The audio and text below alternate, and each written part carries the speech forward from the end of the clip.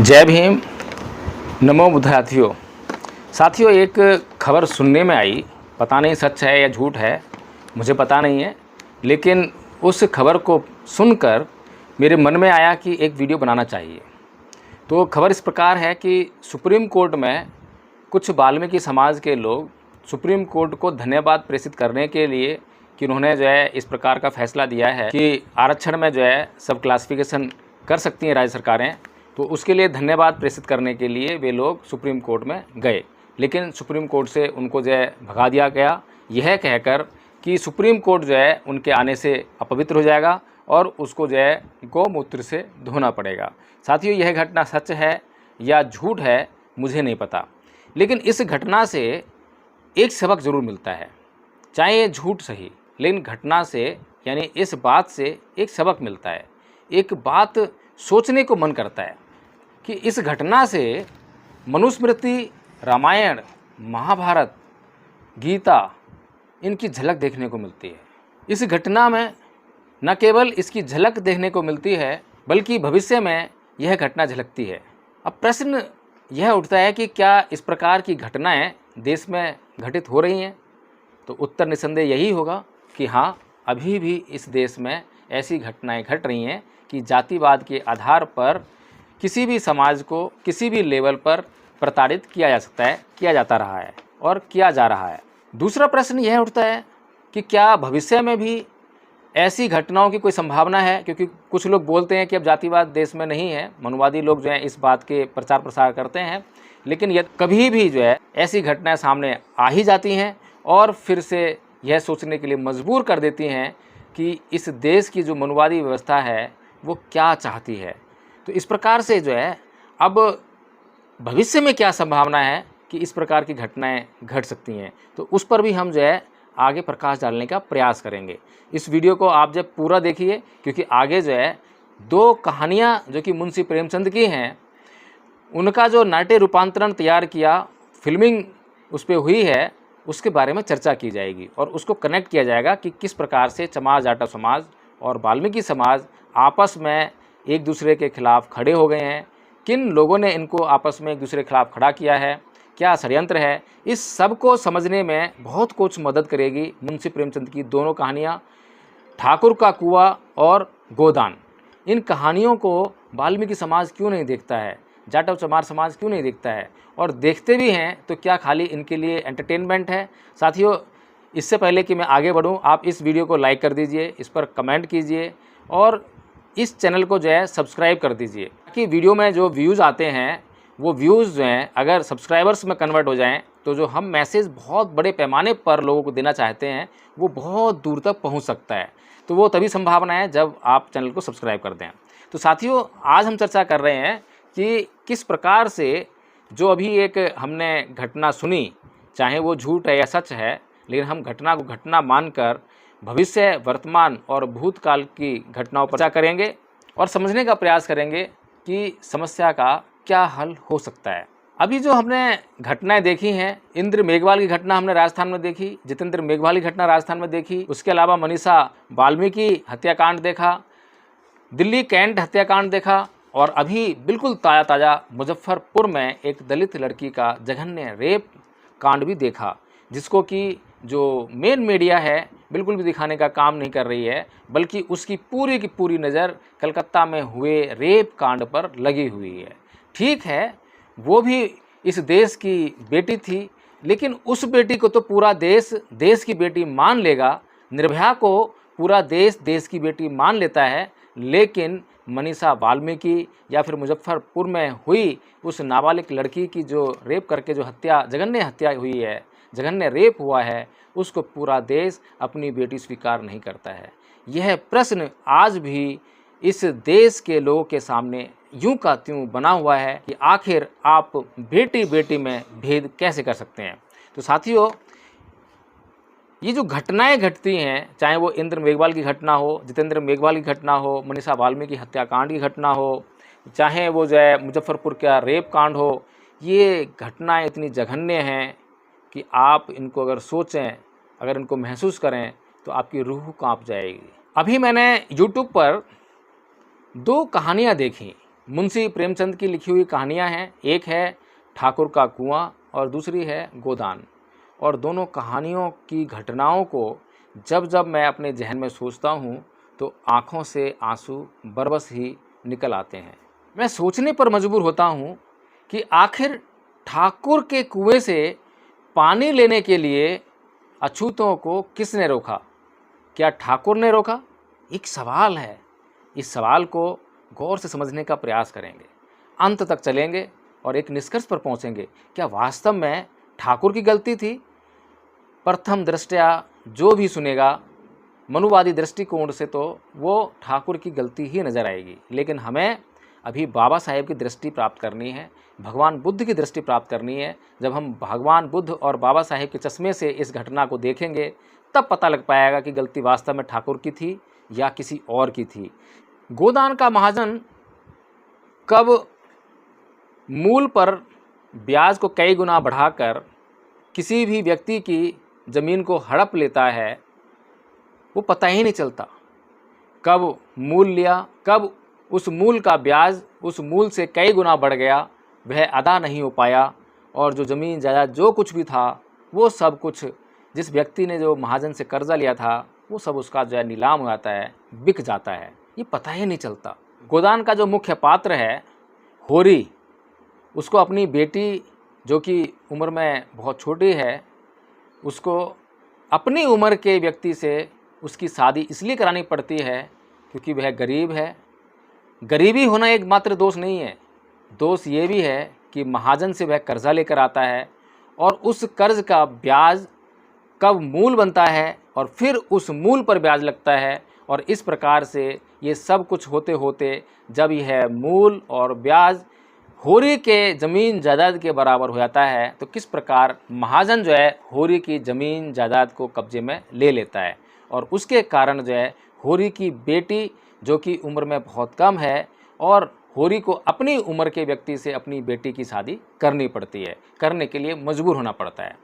गोदान में जब गोदान का मुख्य पात्र है अंतिम सांसें गिन रहा है, चारपाई पे पड़ा है, अंतिम सांसें गिन रहा है और जो ब्राह्मण जो कि गांव का वैद्य भी है वो नाड़ी देखता है और होरी की बीवी धनिया को बताता है कि धनिया नब्ज जो है डूब रही है। धनिया से बोलता है कि धनिया अगर अंतिम समय में होरी के हाथ से गोदान करवा दे तो बैकुंठ के पार चला जाएगा। और ऐसा लगता है कि वो जो ब्राह्मण है जब तक वो गोदान के रूप में अपनी रकम वसूल ना कर ले तब तक वो शायद होरी को जो कि शायद मर ही चुका है उसको मरा हुआ भी डिक्लेयर ना करेगा कि होरी मर गया है, क्योंकि जैसे ही होरी मर गया है कह देगा तो फिर उसके हाथ से अंतिम क्षणों में गोदान की संभावना नहीं रहेगी। जब है गोदान की संभावना नहीं रहेगी तो बैकुंठ के पार कैसे जाएगा। किस तरह का जाल ब्राह्मण ने हम लोगों के ऊपर बुना और हम लोग उस जाल में किस प्रकार से फंसे चले गए। होरी की पत्नी धनिया के पास पैसे नहीं हैं, उसके पास जो गोदान करने के लिए जो गाय की जो कीमत है उसका मूल्य नहीं है, ना तो गाय है और ना ही गाय का मूल्य उसके पास है। कि धोती की गांठ में कुछ पैसे जरूर बंधे हुए हैं, वह गांठ खोलती है, वह पैसे निकालती है और वह पैसे जो है उस ब्राह्मण के हाथ पे रख देती है और कहती है कि हुजूर जो कुछ है सो ये है, आप कृपया करके इसको गोदान समझ के और इसको जो है बैकुंठ के पार करवा दो। ब्राह्मण जो है उससे ये नहीं कहता कि नहीं नहीं गोदान नहीं हुआ, क्योंकि ये गोदान की कीमत नहीं है, ना तो गाय है और ना ही गाय की कीमत है, ये तो गाय की पूंछ की कीमत भी नहीं है। वो पैसे ले लेता है और पैसे रख कर और वहाँ पे से चला जाता है। अब सोचने वाला प्रश्न ये है कि आखिर ये ब्राह्मण होरी को बैकुंठ कैसे पार करवाएगा। क्या धनिया होरी के हाथों से अंतिम समय में गोदान करने की जो जिम्मेदारी धनिया के ऊपर थी, क्या जो वो गाय की पूंछ के बराबर भी कीमत नहीं दे पा रही है धनिया, और उसी कीमत को लेकर ब्राह्मण जो है कुछ मंत्र पढ़ता है और ऐसा बताता है धनिया को कि अब ये बैकुंठ पार हो जाएगा। क्या ये बात सच है? क्योंकि बैकुंठ के पार जाने की अगर कीमत गाय है तो गाय की कीमत से कम में होरी बैकुंठ के पार कैसे जाएगा। उदाहरण के लिए, अगर आपको हवाई जहाज़ की यात्रा करनी है तो यात्रा का जो किराया है, अगर वो आपसे कोई मांगता है और आप कहते हो कि भाई जो यात्रा का खर्चा है 10,000 रुपये है, लेकिन मेरे पास तो 1,000 रुपये ही हैं, ये 1,000 रुपये ले लो और मुझे हवाई जहाज़ से वो यात्रा करवा दो, मुझे वहाँ जाना है, वहाँ पहुँचा दो। क्या संभव है? क्या जिसके पास एरोप्लेन है, जिसकी कंपनी है, क्या वो ऐसा कर सकता है? क्या उसके पास इतनी ताकत है?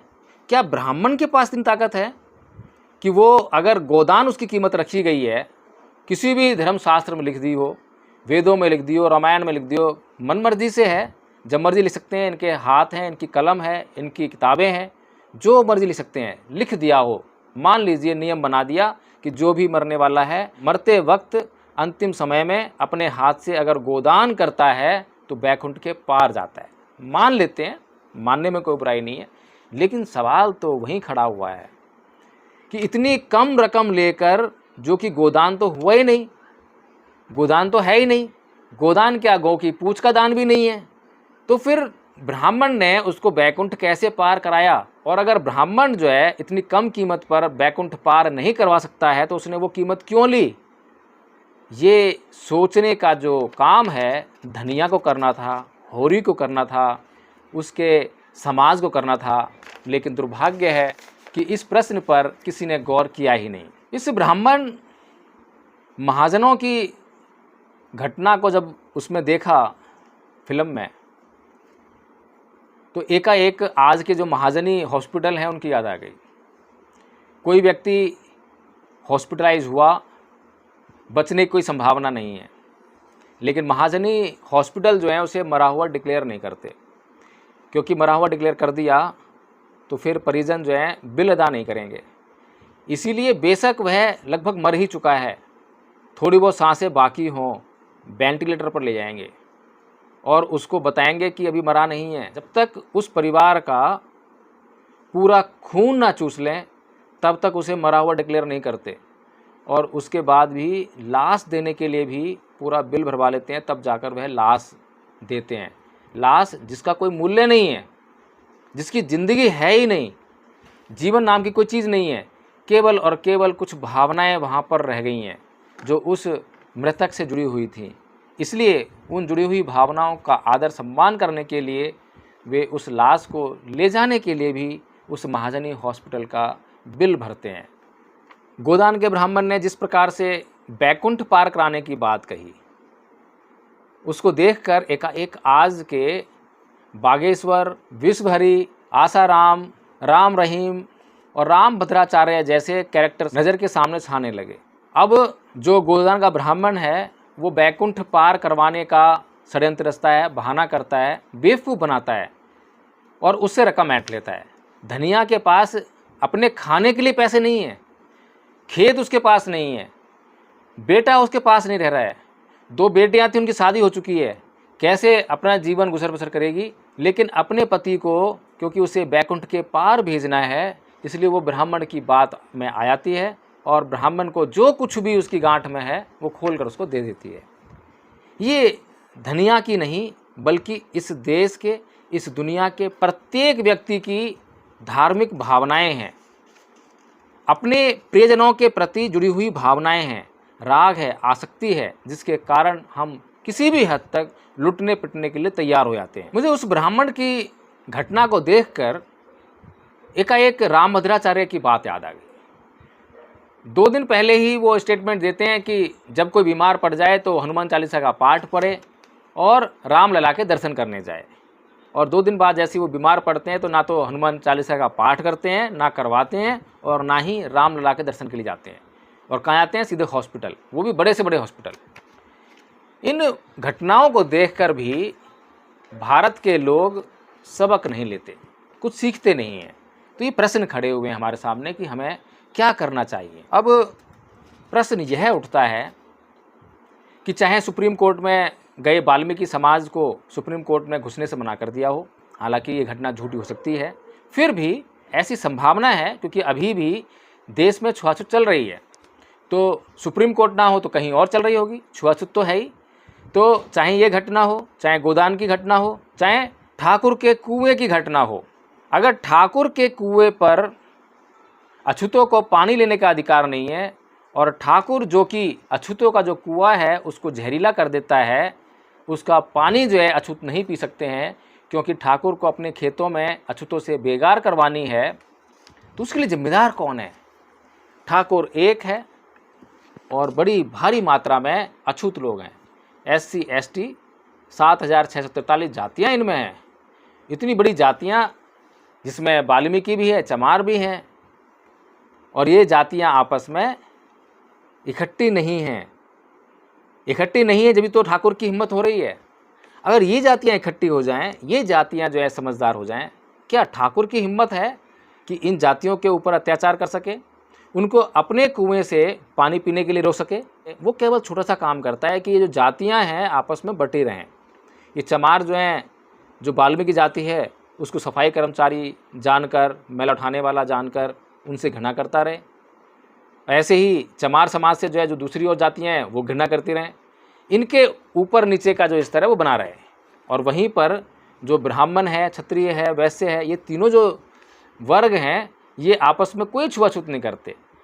स्तर तो इनके भी हैं, ब्राह्मण सबसे ऊपर, उसके नीचे क्षत्रिय है, फिर उसके नीचे वैश्य है, लेकिन आपस में इनका कोई ऐसा घृणात्मक व्यवहार नहीं है, एक दूसरे के लिए सपोर्टिव है, इकट्ठे रहते हैं, क्योंकि इनको मिलकर जो है इन अछूतों का शोषण करना है। तो दोषी कौन? दोषी ठाकुर है क्या? ठाकुर दोषी नहीं है। ठाकुर दोषी नहीं है क्योंकि भगवान बुद्ध ने इस देश के लोगों को समानता का, स्वतंत्रता का, बंधुत्व का पाठ पढ़ा दिया था, उनको समानता के स्तर पर ला दिया था, उनको प्राकृतिक ज्ञान दे दिया था, उनको जो है उनके जो मूल अधिकार हैं उनको समझा दिए थे। उसके बाद बाबा साहेब महाड़ तालाब का आंदोलन करके सबके लिए पानी पीने के दरवाजे खोल दिए थे, फिर संविधान लिखकर जो है उसको आधिकारिकता प्रदान कर दी थी। लेकिन उसके बाद भी अगर जाटव, चमार, वाल्मीकि समाज के लोगों पर अत्याचार हो रहे हैं तो इसके लिए ठाकुर दोषी नहीं है, क्योंकि ठाकुर पर नकेल कसने के लिए तो भगवान बुद्ध ने अत्त दीपो भव कह दिया कि अपना दीपक स्वयं बनो, अपना मार्ग प्रशस्त करो, अप्रमादी रहो, अपरेसंग विलोमानी न प्रसंग कथागतंग अतनो व्यवेख्य कतानी अकतानी च, कि दूसरे क्या कर रहे हैं क्या नहीं कर रहे हैं यह मत सोचो, मत देखो, तुम क्या कर रहे हो क्या नहीं कर रहे हो यह सोचो, उसी को करो। भगवान बुद्ध के इतने बड़े सटीक ज्ञान के आलोक को लोग नहीं भुना पाए, नहीं उसको जो अपने काम में ला पाए।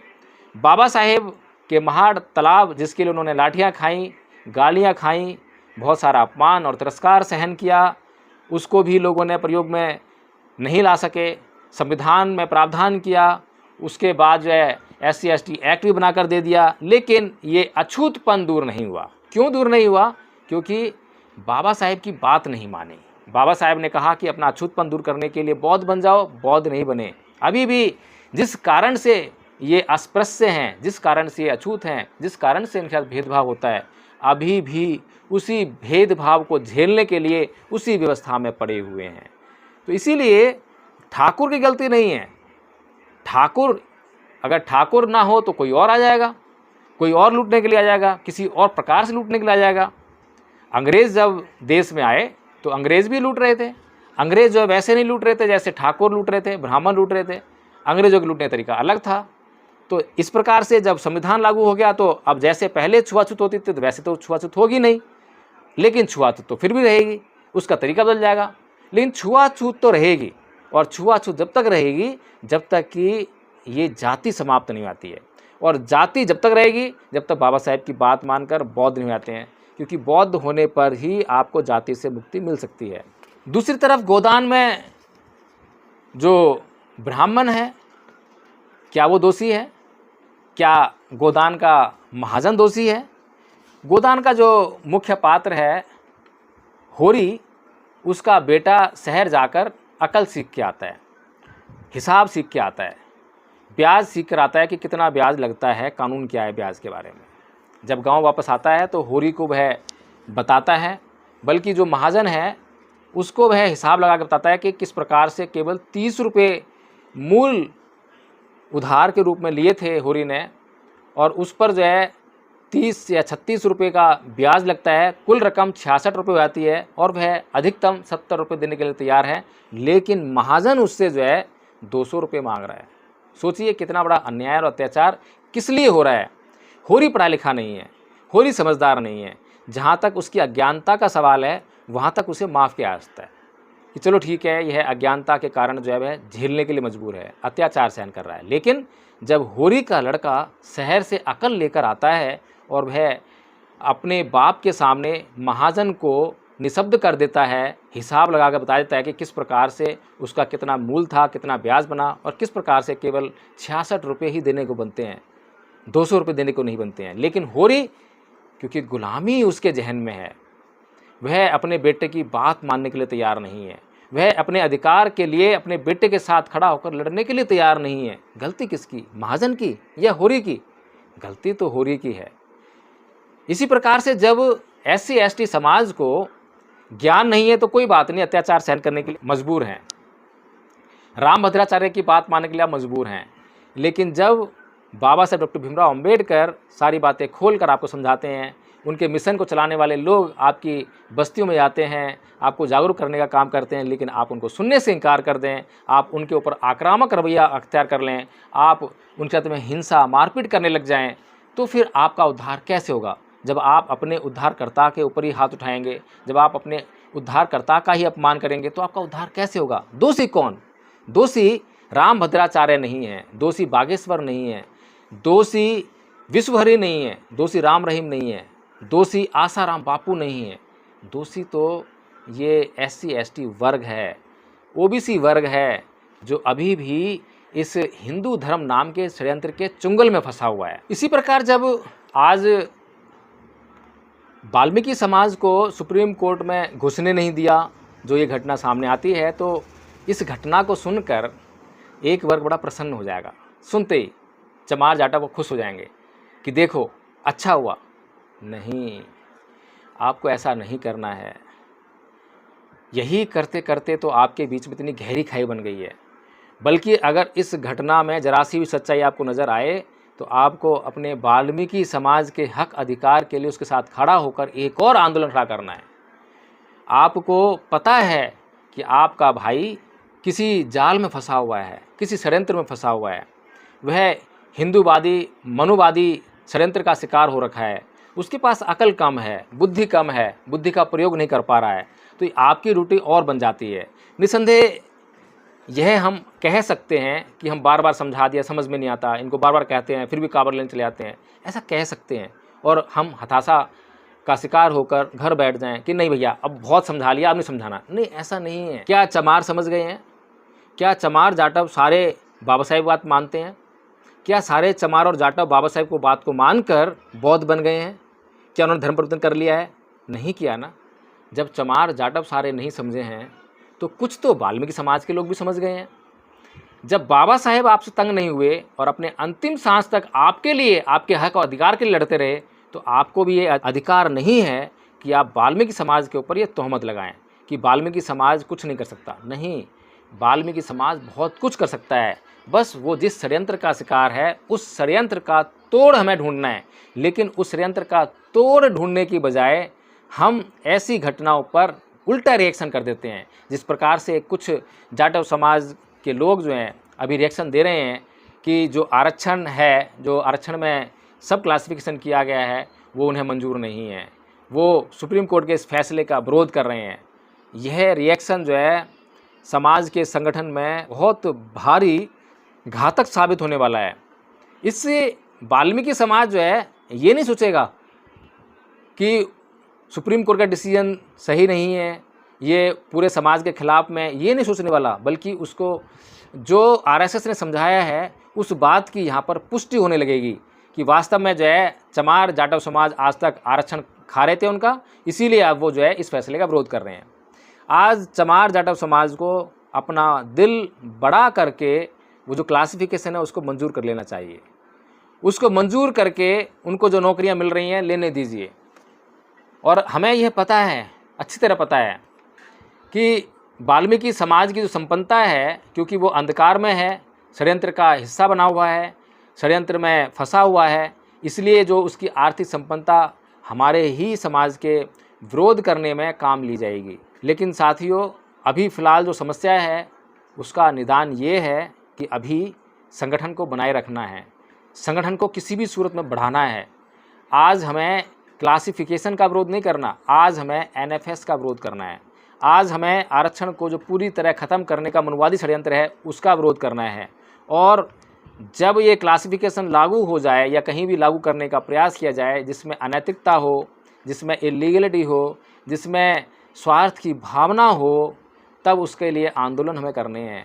और दोनों मिलकर आंदोलन करेंगे तो निस्संदेह हम जो है कामयाब होंगे। तो साथियों, गोदान की जो कहानी थी, ठाकुर का कुआं की जो कहानी थी, इन दोनों कहानियों को बताने का यही मकसद था कि समाज के ऊपर अत्याचार तो हो रहा है, अत्याचार होता रहा है, लेकिन उसके लिए जितना अत्याचारी जिम्मेदार है उससे कहीं अधिक जो है जिनके ऊपर अत्याचार हो रहा है वे जिम्मेदार हैं, क्योंकि वे खुद इन अत्याचारों का विरोध नहीं करते और जो इन अत्याचारों का विरोध करते हैं उनके साथ में खड़े नहीं होते हैं, और जो इन लोगों को समझाने आते हैं, जागरूक करने आते हैं, उनकी बात नहीं समझते हैं। इसलिए केवल एक ही समाज को सारा दोष दे देना बहुत गलत रहेगा और हमें अपनी सामूहिक जिम्मेदारी समझनी चाहिए, अपना दिल बड़ा करना चाहिए। हमें जनरल सीट्स जो हैं उनकी तरफ अब कदम रखने की ज़रूरत है।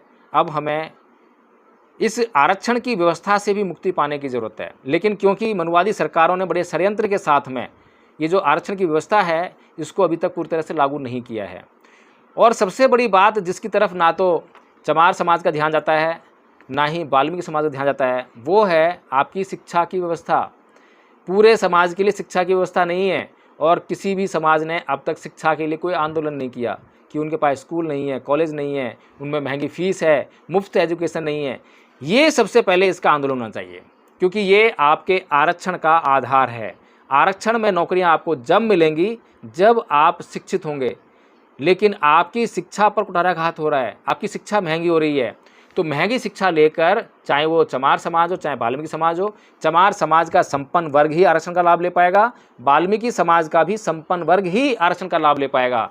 फिर इन वर्गों के भीतर भी एक असंतोष पैदा होगा, फिर वहाँ पर भी ये मांग उठेगी कि इसका जो संपन्न वर्ग है वही मलाई खा रहा है, ऐसी बातें उठेंगी।